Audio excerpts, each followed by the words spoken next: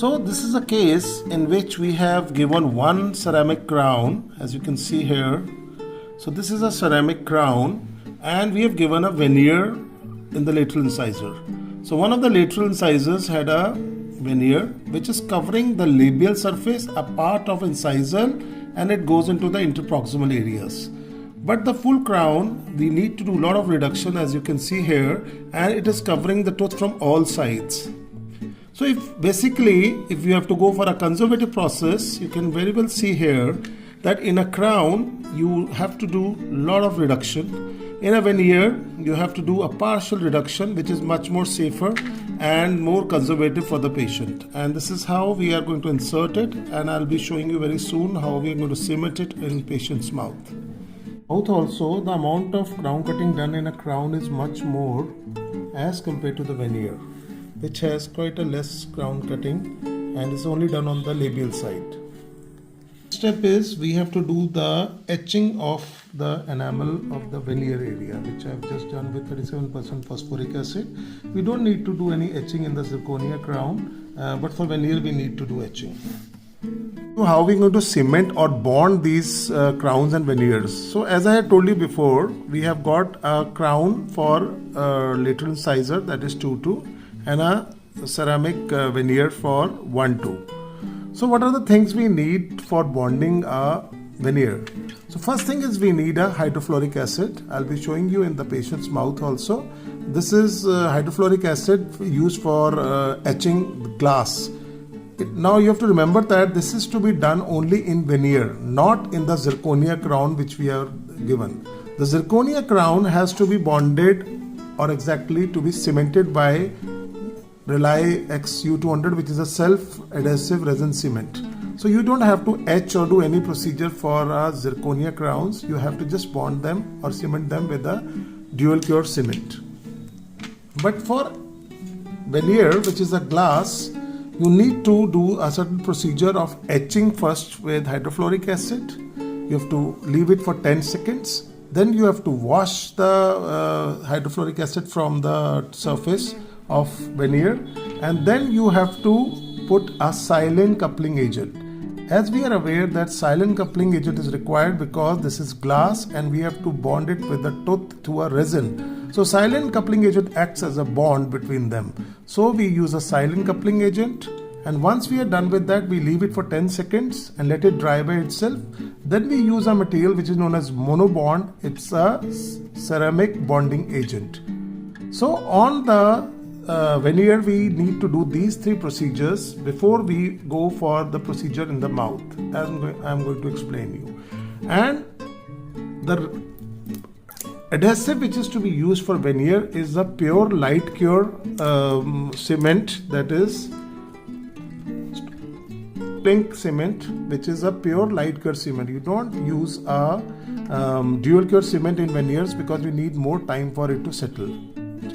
Now we are going to explain the bonding of veneer. So first thing, as I explained before, you need to use hydrofluoric acid, which I have to put on the inner side of the veneer.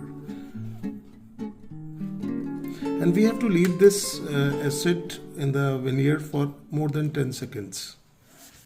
Now we have washed the hydrofluoric acid from the veneer internal surface, and you can see the frosted appearance there. Now we have to apply silane coupling agent. As you can see here, I am applying that. This is going to help in bonding between composite and glass. Followed by silane coupling agent, we have to use a monobond, which is a glass bonding agent. It comes from Ivoclar also. And here you can see we have applied the bonding agent. We have to leave it for 5 to 10 seconds. We have to air dry it and then light cure it. You don't need to light cure the silane coupling agent. We let it dry by itself for 10 seconds.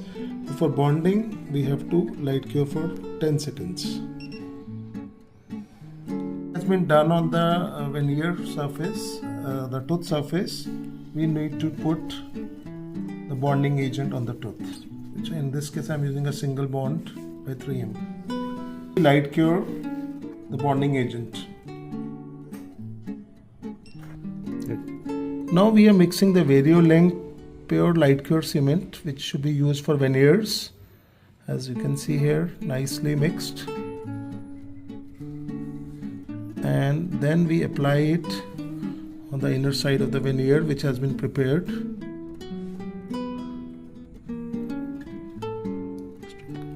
I'm going to bond the veneer.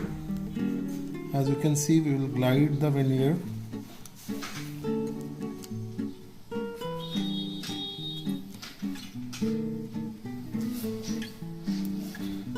Since it is a light cure cement, we have a lot of working time to work with. We can always remove the extra cement.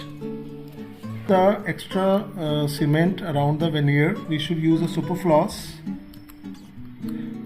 We have a lot of working time with us. As you can see, I am cleaning all the extra cement around the tooth with the super floss. For 40 to 50 seconds from all sides, that's going to light cure the cement permanent. Liquid paraffin Vaseline which we have to apply on the margins of the veneer, the bonding areas. Now for the zirconia crown, as I told, we need a dual cure cement. I am using U200 in this case. You have to nicely mix it.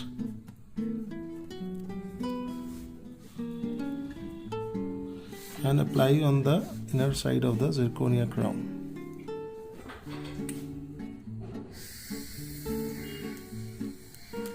So now with the dual cure cement, I am going to cement the crown. All the extra material should come out.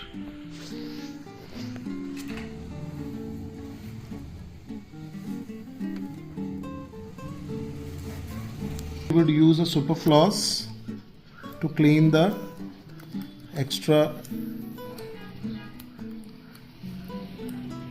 Remove the extra cement with the super floss. Tack cure for just few seconds. Remove the partially set material, as see here,